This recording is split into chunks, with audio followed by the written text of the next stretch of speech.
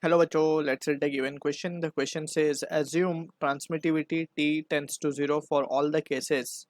Option A given a bad absorber is bad emitter. Option B bad absorber is good reflector. Option C bad reflector is good emitter. Option D bad emitter is good absorber. So to understand this question we need to understand about the key concept of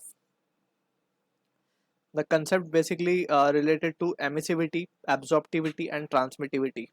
So अगर हम बात करें let's suppose we have a surface on which some radiation has been incident and ये radiation की जो basically हम कहते हैं energy है it is basically Q heat or we can say Q radiations are been incident on the surface.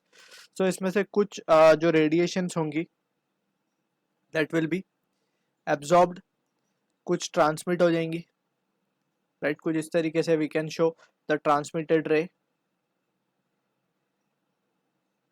transmitted amount of heat that has been transmitted, कुछ reflect हो जाएंगी रिफ्लेक्टेड और कुछ हो जाएंगी एब्जॉर्ब. तो ये अंदर वाली जो भी है इट इज एब्जॉर्ब्ड राइट.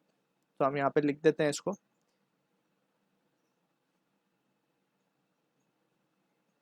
तो यहाँ पे बाय एनर्जी कंजर्वेशन हम क्या देख सकते हैं Q that is the total heat that is been incident और total radiation that is been incident.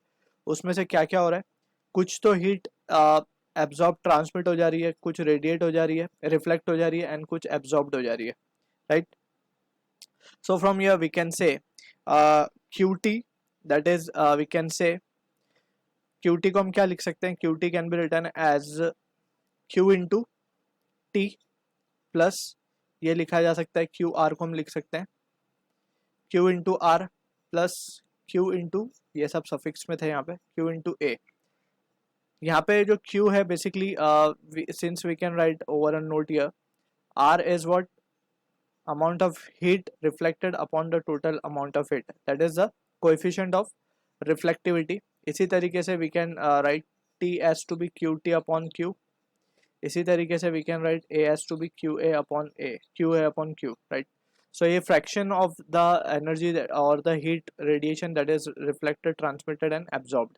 So accordingly we can have this value. So यहाँ से हम देख सकते हैं कि 1 will be equals to T plus R plus A. So this is the result that we will be using over here. Apart from this, we need to also understand the Kirchhoff's law.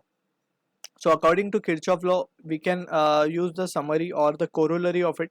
That is, good emitter are good absorber. Good emitter are good absorber.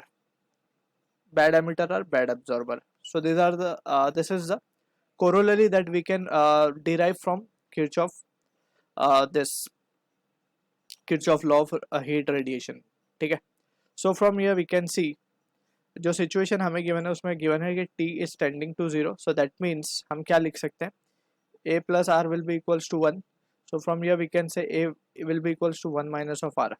अब यहाँ से from the options अगर हम ध्यान से देखें तो bad absorber are bad emitter. So ये तो Kirchhoff law से ही proof हो रहा है. So this option is correct. Bad absorber are good reflector. So जो reflect नहीं करेगा वो क्या कर देगा, जो एब्जॉर्ब नहीं करेगा वो रिफ्लेक्ट करेगा क्योंकि ट्रांसमिशन तो जीरो है. So this option is also correct. Bad reflector is good emitter. So जो रिफ्लेक्ट नहीं कर रहा, bad reflector is good emitter. So in this situation we can see, so since it is a bad reflector we can say it will be a good absorber, और अगर good absorber है तो good emitter भी होगा. So that means option C भी हमारा correct है and option D bad emitter is good absorber can be discarded from the discussion we have done over here.